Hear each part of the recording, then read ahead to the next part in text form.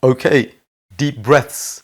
So here we are. You made it to the end of this section. This is where the penny should drop and the aha moment should occur as we pull everything you've just learned together to actually appreciate what this might mean from a recruitment perspective. I hope you're now starting to piece together where I'm heading with this. If your company is primarily using closed systems, then there are a few assumptions that we can make about the IT culture and the tech talent they're going to recruit in that company. If, for example, the organization is primarily on a Windows platform, much of yours will be. Much of the software that you recruit for is also designed to sit on Windows. This means that your organization is not so concerned about needing to control the IT architecture right down at the source code level. They're happy with a strong, professional product that's nicely supported.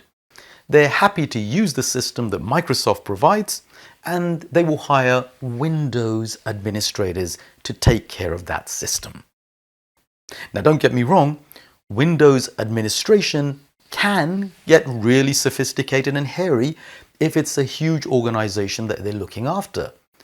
But because Windows is a closed system, it also means that Windows administration can be a fairly straightforward role too.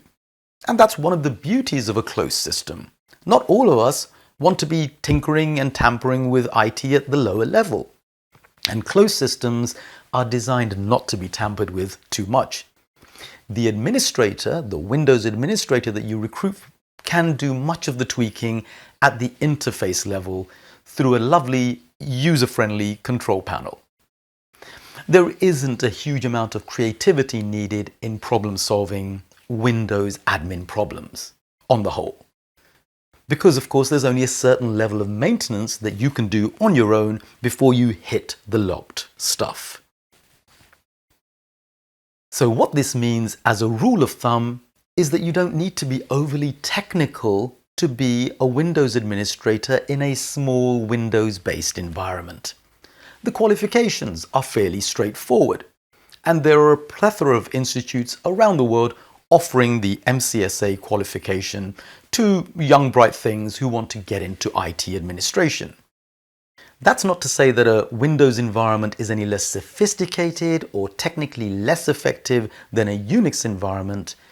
It just means that the business which has opted for Windows doesn't feel the need to customize the operating system that much. Their business model simply doesn't require it. They just need to know that their operating system works well and support is but a phone call away. It also means that they can install a huge range of off-the-shelf applications without much hassle at all. They can also feel secure in the idea that any users who come on board, we all know Windows and we're going to be comfortable with that working environment. We've used Microsoft Excel at home.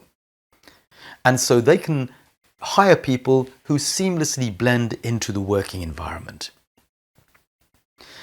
This might be the case for, say, a small recruitment company, or maybe an accountancy firm, who just doesn't feel the need to use the latest open operating system.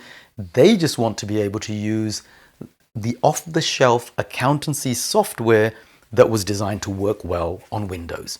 And they can buy that pretty much anywhere. Closed systems like Microsoft Windows can be thought of as a standard family saloon car. It gets to work every time and it's easy to use. And if it goes wrong, there are plenty of outlets that will support you anywhere.